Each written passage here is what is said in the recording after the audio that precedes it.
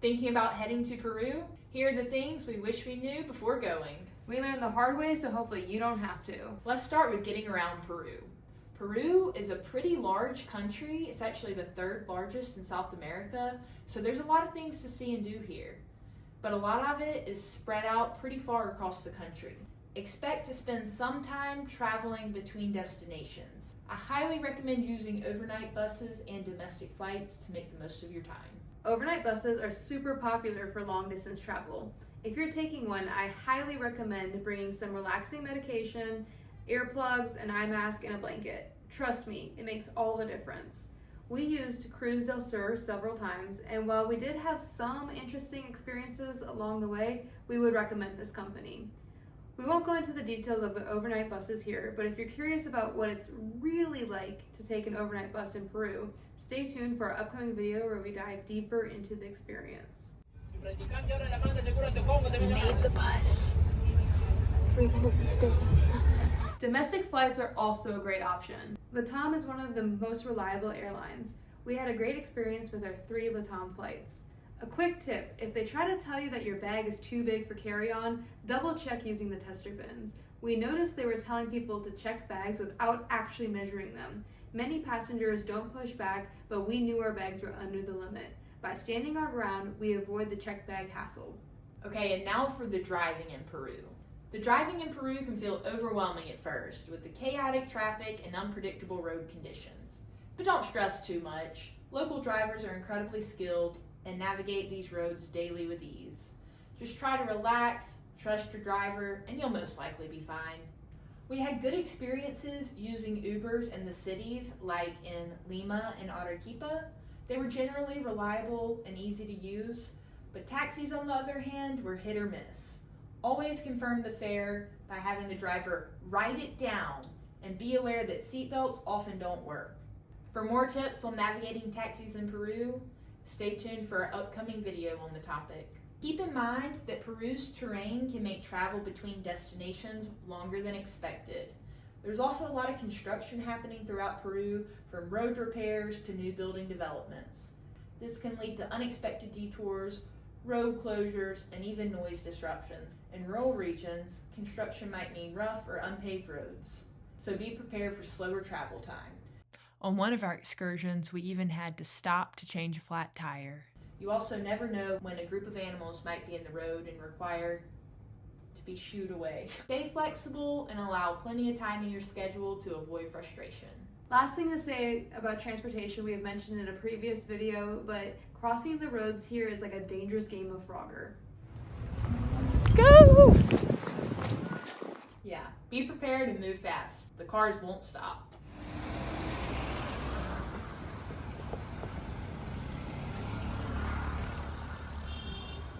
Our second tip is about money matters. In Peru, they run on soles or soles. People say it both ways, but their cash is king. You need to make sure you have cash for all the places outside of like the main cities. The main cities will accept cards, but basically everywhere else runs on cash.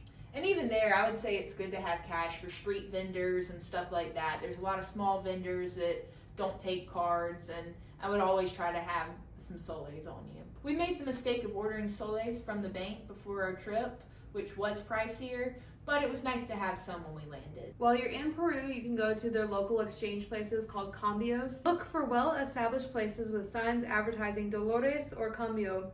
Ones that are located in the tourist area are usually reliable. They're usually small little stores in the market or on busy streets.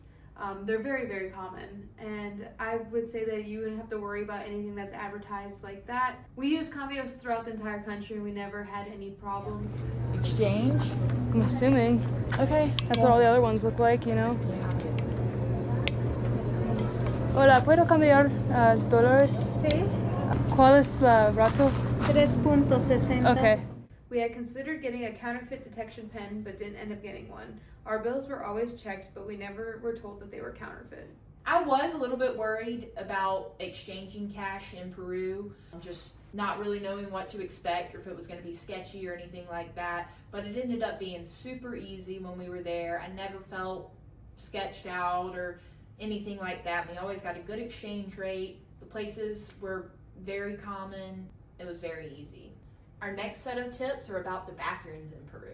Make sure to carry small change for public restrooms, as you often have to pay to use these. If you don't see any toilet paper in the stall that you're in and you didn't bring any with you, then check out by the sinks, because sometimes there's a communal roll to pull from and you're supposed to get some before you go into the stall. Remember, don't flush it. Use the provided bins. It was tough for us to get in the habit of not flushing the toilet paper, but by the 3rd week we had adjusted. A few tips on dining in Peru.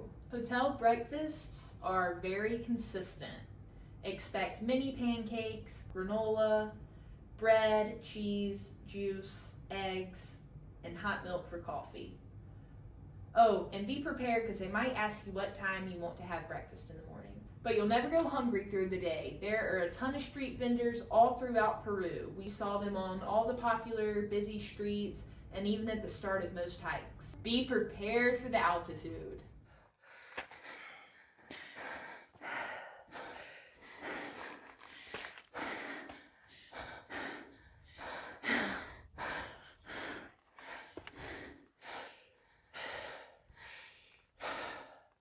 So we're about to call it quits, I think, and not make it up to the lake. We're a little bit less than a kilometer away from the lake, but it's straight up, and apparently we have to climb ropes to get up the last bit, and I just don't know if I have the strength for that, because my vision has kind of gotten some black spots in it, some, and my feet and toes are tingling, so I think safety-wise, we might should call it. It just worries me with how weak I feel. The key is to drink a lot of water, because between the high altitude and the dry mountain air combined with the strong winds, it will be extremely dehydrating. My skin has never been so dry, so make sure you bring your lotion and chapstick so you're comfortable. What? My lips and my nose. It's hard to smile. Consider taking Diamox, but not too much. Check out our Diamox overdose video for that.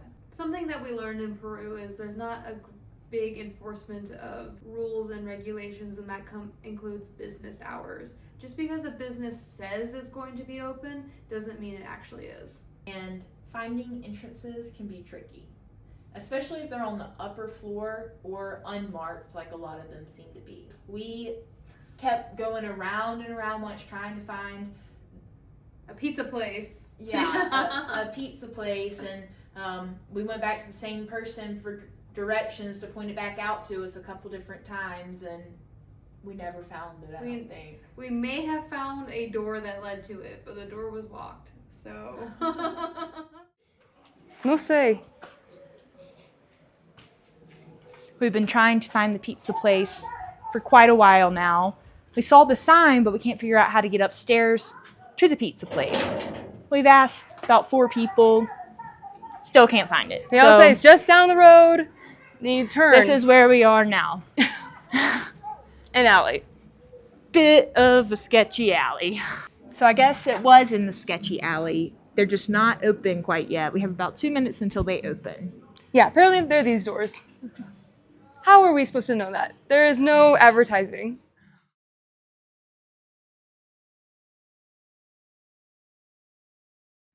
We're looking for a mirador viewpoint of the town, but I don't think it's real.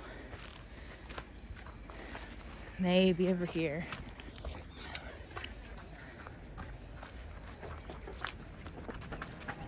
Yeah. Okay, we found the viewpoint. It was real. We just came up the wrong set of stairs. We're gonna go back down the right ones and see where they lead. And keep in mind that not all rules are enforced. If you read something online, it might not really apply in real life. Stay flexible and don't be surprised if it seems like you're the only one trying to follow the rules. We ran into that one a lot. You can take more than one piece of luggage onto the train. The train to Machu Picchu, yeah, and they don't weigh it. They don't weigh it, they don't measure it. The only people that were strict with the rules was that Latam airline with the bags. Okay, you're gonna wanna make sure you stay connected while you're in Peru. Now I have T-Mobile, so I get data included with that and I can use my cell phone, no problem. but whiskey does not, and she had an experience. Did you want to talk about that? Oh yeah, I was stupid and I didn't change my phone number for my eSIM, so I bought the eSIM, but I put in my regular phone number, and so that connected it to AT&T and not to whatever Claro or whatever it was. So she still had to pay. So I paid my $10 a day. And the fees on top of having the eSIM, having paid for the eSIM. At least the eSIM is really cheap. The app I used to buy the eSIM, it was less than $20. And what's the app? Arlo. I don't know how to pronounce it. Arlo. I love it. Coverage can be spotty in remote areas. I recommend looking for local SIM card options and checking with your carrier about international plans. Also, remember to download maps offline, and important travel apps in advance can be a huge help when your service is limited. And remember to download WhatsApp because you might need to communicate with some locals while you're there. Don't be too surprised if the power goes out some while you're in Peru.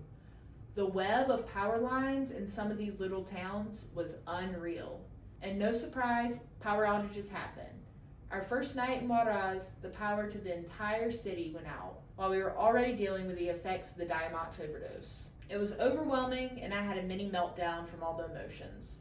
Thankfully, the power came back on around midnight, which was much sooner than I had anticipated. Just be prepared for these outages. They can happen unexpectedly, and having a flashlight and power bank can be really helpful. One thing you might want to consider packing is some earplugs, because Peru is loud. It seemed like Peruvians had a much higher tolerance for noise than we're used to back here in the United States. So just be aware. People listen to things on their phone without headphones in. There's a lot of construction noise, people Just lots of singing noise. and having fun. But just if that's something that you're sensitive to, make sure you bring your earplugs. And it's probably a good idea to bring some no matter what.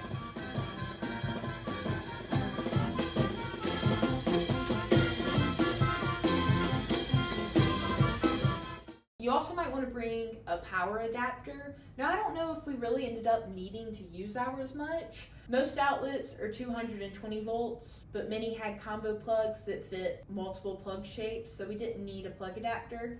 However, this doesn't change the voltage, so double check that your devices can handle 220 volts to avoid damage. It's still not a bad idea to bring a universal adapter, as it could come in handy in less common situations or at older accommodations. Was it your straightener or your blow dryer that ended up not being able to work?